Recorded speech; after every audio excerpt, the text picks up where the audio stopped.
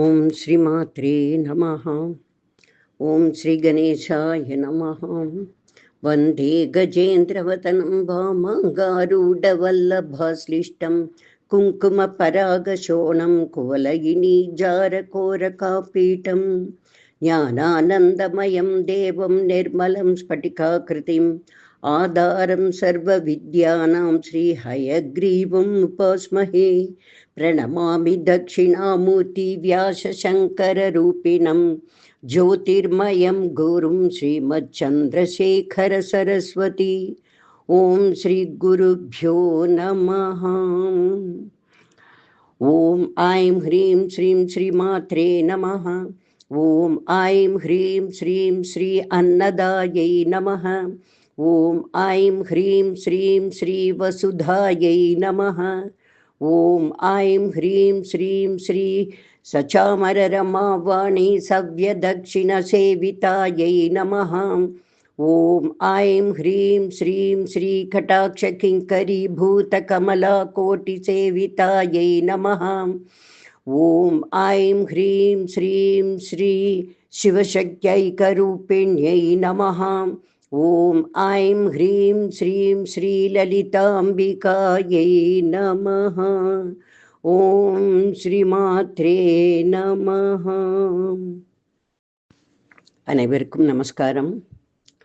போன பதிவில் தாம்பூல பூரிதமுகி அப்படிங்கிற நாமத்தோடைய வியாக்கியானங்களை படித்தோம். இன்னைக்கு 560வது நாமம் தாடிமி குசும பிரபா.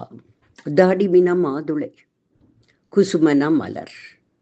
மாதுளை செடியோட மலர் போல அழகிய சிவந்த நிறத்தில் சோபிப்பவள். அந்த மாதுளம்பூ ஒரு அழகான சிவப்பு, ஒரு மாதிரி குளிர்ச்சியாக இருக்கக்கூடியது. அந்த சிவப்பு நிறத்தில் அம்பாள் சோபிக்கிறாள். அபிராமி பட்டர் கூட சொல்லுவார் இல்லையா, மாதுளம்பூ நிறத்தாளை அப்படின்னு வர்ணிப்பார் இல்லையா. அது போன்று சிவந்த மேனியை உடையவள் தாடிமி குசும பிரபா. நெக்ஸ்ட் மிருகாட்சி. மிருக பிளஸ் அக்ஷி. மிருகனா மான். மானின் விழிகளை போன்ற கண்களை உடையவள். பெண்மானின் விழிகள் எப்பொழுதும் அசைந்து கொண்டே இருக்கும், சுட்டுமுட்டும் பார்த்துக்கொண்டே புல்லு மேயும். அதுபோல அம்பாளின் விழிகளும் தன் பக்தர்கள் மீது பட்டுக்கொண்டே இருக்கும்.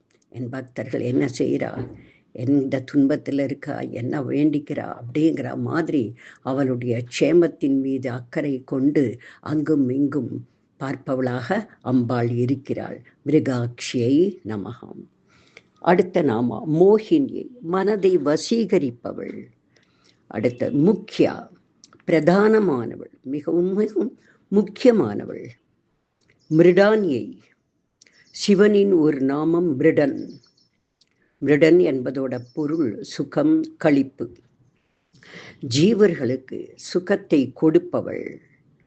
மிருடானியை நமகம். மித்ர ரூபிணி, பக்தர்களிடம் ஒரு மித்திரனை போல் இருப்பவள், ஸ்நேக பாவத்தை காட்டுபவள். அடுத்து நித்திய திருப்தா, அம்பாள் எப்பொழுதும் திருப்தியுடைய மனோபாவத்தில் இருக்கிறாள். எதிலும் திருப்தி. தன்னுடைய படைப்பில் திருப்தி, தன் அனுகிரகத்தில் திருப்தி, தன் பக்தர்களிடம் திருப்தி, பூஜையில் திருப்தி என்று மனம் நிறைந்தவளாக இருப்பவள் அம்பாள். நித்திய திருப்தாயை நமகம். அடுத்தது பக்த நிதி. அம்பாள் பக்தர்களின் பொக்கிஷம். ஆத்மார்த்த பக்தி மூலம் அம்பாளிடம் அருளை பெற்றுக்கொண்டே இருக்கலாம். காலி ஆகவே ஆகாது, நிறுத்தவே மாட்டான், கொடுத்தண்டே இருப்பான். அந்த கருணை என்கிற பொக்கிஷம், அந்த நிதி குறையவே குறையாது. வேண்டுவன எல்லாம் தந்திடும் வேதநாயகி அவள். பக்த நிதி. அபிராமி பட்டர் சொல்லுவார், சமான மேனி சகல கலாமையில் தன்னை தம்மால் ஆமளவும் தொழுவார் எழுபாருக்கும் அதிபரே. எழுபார்னா 7 உலகங்களுக்கும் அதிபராகி இருப்பவள். 96வது பாடல்ல சொல்றார். அப்படி 7 உலகத்திற்குமே அதிபதியாக ஆக்கக்கூடியவள் அம்பாள். அவள் கருணை தான் நமக்கு வேணும். அடுத்த நாமம் நியந்திரி, வழிகாட்டுபவள். பக்தர்கள் மனதில் குழப்பம் வரும்போதெல்லாம், நிலை தடுமாறும் போதெல்லாம், வாழ்க்கை பயணம் திசை மாறும் போதெல்லாம், ஸ்ரீமாதா சக்கர ராஜ்ய நிலையா நம்முடைய மனதிற்குள் புகுந்து நம்மை சரியான பாதையில் இட்டு செல்கிறாள். எப்பொழுதும் துணை இருக்கிறாள். பக்தமான சஹம்சிகாவான அம்பாள் எப்பொழுதும் நம்மோடு துணை இருக்கிறாள். இதை உணர்வதே உண்மை பக்திக்கு அடையாளம். அம்பாள் தோன்றா துணை, அதாவது கண்ணுக்கு தெரியாத துணையாக வலம் வருபவள். நியந்திரியை நமக. அடுத்தது 569 நிகிலேஸ்வரி. நிகிலம்னா உலகம், உலகத்திற்கு ஈஸ்வரி. நியந்திரியாக இருப்பவள் நிகிலேஸ்வரியாகத்தான் இருப்பாள். நம் மனதில் இருப்பவள் இந்த உலகத்திற்கே ஈஸ்வரியானவள். எல்லாருடைய மனசுலையும் இருக்கான்னா அப்போ உலகம் பூரா வியாபித்திருப்பவள். அடுத்து மைத்ரியாதி வாசனா லப்யா. மைத்ர தோழமை, வாசனா குணம், லப்யா அடைவது. பக்தர்களின் நல்ல பண்புகளால் எளிதாக அடையக்கூடியவள். துக்கத்தில் இருப்பவர்களுக்கு கருணை காட்டும் மைத்ரியாக, மகிழ்ச்சி தருவதில் முதிதாவாக, முதிதானாக ஒன் ஹூ கிவ்ஸ் ஜாய், முதிதாவாக, கலக்கத்தில் உபேக்ஷாவாக, உபாயத்தை சொல்பவளாக அம்பாள் மைத்ரி உருவத்தில், முதிதா உருவத்தில், உபேக்ஷா உருவத்தில் நமக்கு எப்பொழுதும் அம்பாள் துணை வருகிறாள். 571 மகா பிரளய சாட்சினி. மகா பிரளய காலத்தில் அனைத்து சிருஷ்டிகளும் நீரில் மூழ்கி இருக்கும் பொழுது மகா காமேஸ்வரர் ஊழித்தாண்டவம் ஆடுகிறார். இதற்கு சாட்சியாக அம்பாள் பார்த்து கொண்டிருக்கிறாள். சிருஷ்டிகள் அனைத்தும் ஒடுங்கி விட்டன என்பதற்கு சாட்சியாக அம்பாள் இருக்கிறார். இந்த தாண்டவத்திற்கு மட்டுமல்ல, நமது நடவடிக்கைகளுக்கும் சாட்சியாக, மன சாட்சியாக அம்பாள் நம்மிடம் இருக்கிறாள். மகா பிரளய சாட்சினியை நமஹ. பஷ்யந்தி, பஷ்யந்தினா பார்ப்பது, எல்லாவற்றையும் பார்த்து கொண்டிருக்கிறாள். பராசக்தி, மிக உயர்ந்த சக்தி, பிரபஞ்ச சக்தி, அனைத்திற்கும் சக்தி, அனைத்தையும் நடத்துபவளாக இருக்கக்கூடிய பராசக்தி. அடுத்த நாமம் 574 பராநிஷ்டா. நிஷ்டானா உறக்கம். உறக்கம்னா இந்த இடத்துல என்ன, எல்லாம் முடிந்து போகிறது, அனைத்திற்கும் அவளே முடிவு. கடைசியில் அனைத்துமே அவளிடம் சென்று முடிந்து விரிகிறது. பராநிஷ்டாயை நமக. பிரஜான கணரூபிணி. சுத்தமான ஞானத்திற்கு பிரஜா என்று பெயர். அம்பாள் ஞானஸ்வரூபிணி.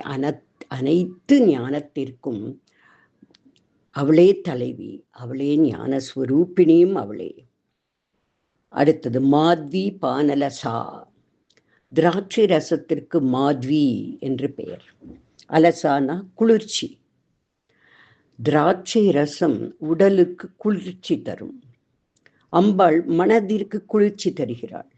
அம்பாளை தரிசிக்கும் போதெல்லாம் பக்தர்கள் மனம் குளிர்கிறது என்ற பொருள். மாத்வி பானலசா ஏய் நமஹ. மத்தா. மத்தானா மயக்கம் தருபவள். எப்படி?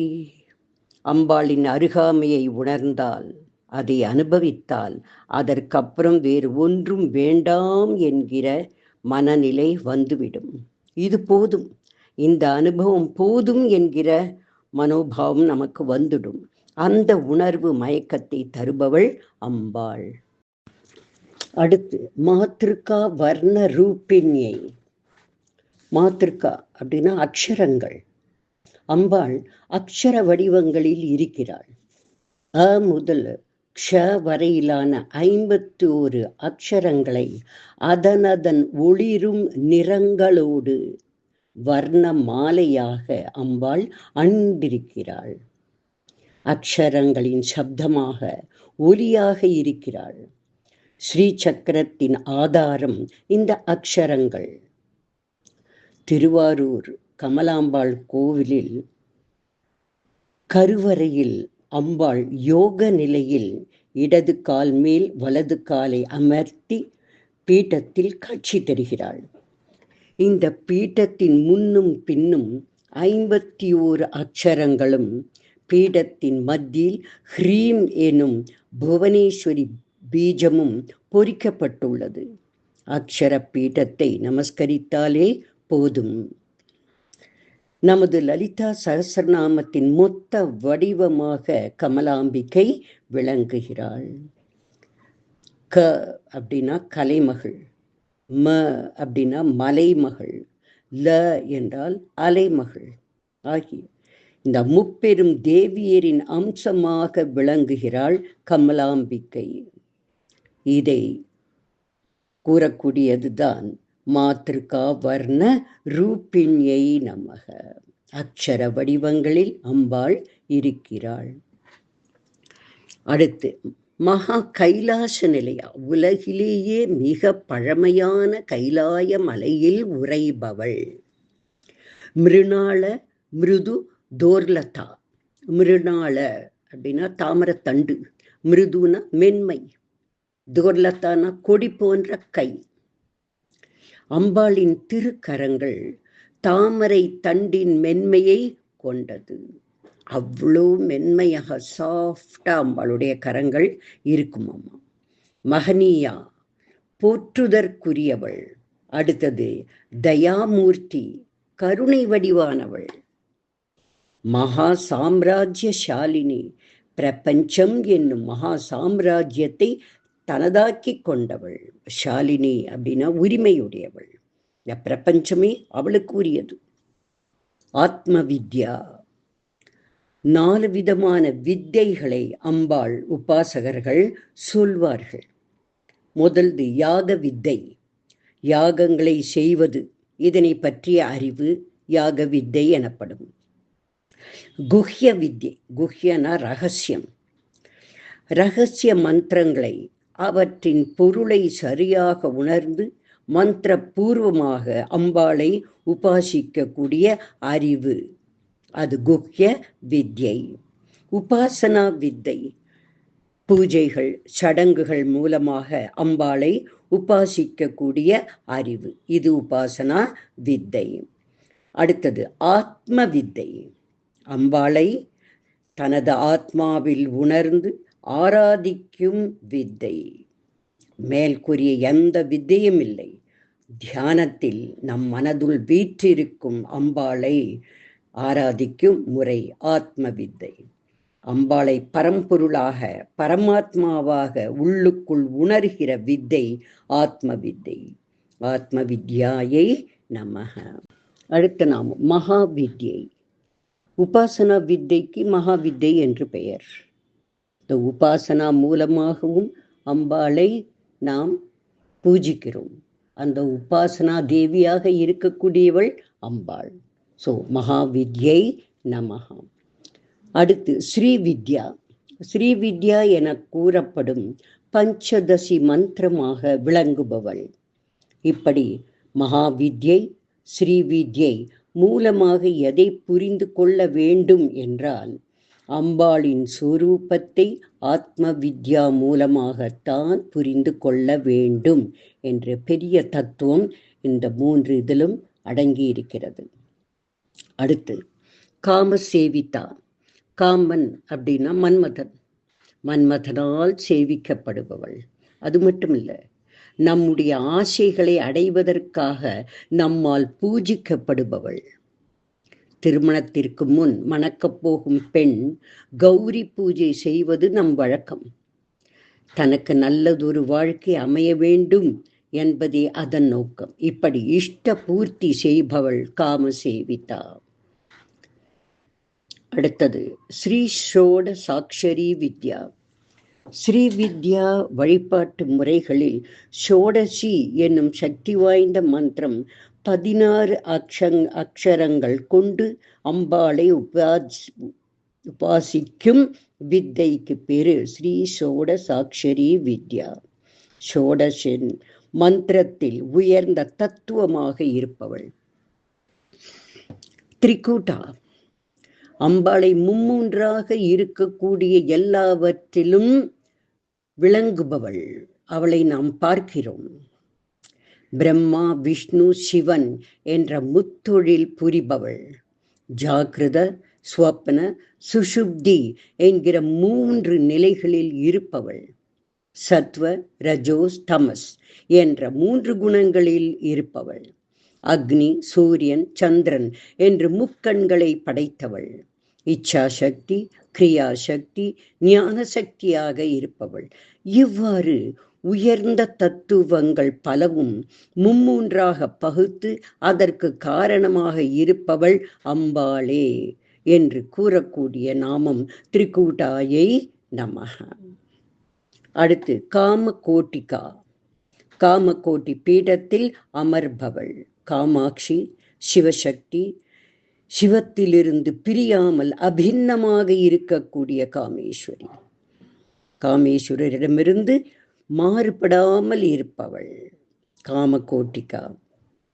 அடுத்தது கட்டாட்ச கிங்கரி பூத கமலா கோட்டி சேவிதா. கிங்கரினா சேவகர்கள், கமலா கோட்டினா தாமரையில் பிறந்தவர்கள். அம்பாளை சுற்றி பெரும் கூட்டம் எப்பொழுதும் உள்ளது. பெண்கள் கூட்டம். அம்பாளின் கடைக்கண் பார்வைக்கு ஏங்கும் கோடிக்கணக்கான சேவகிகள் இவர்கள்.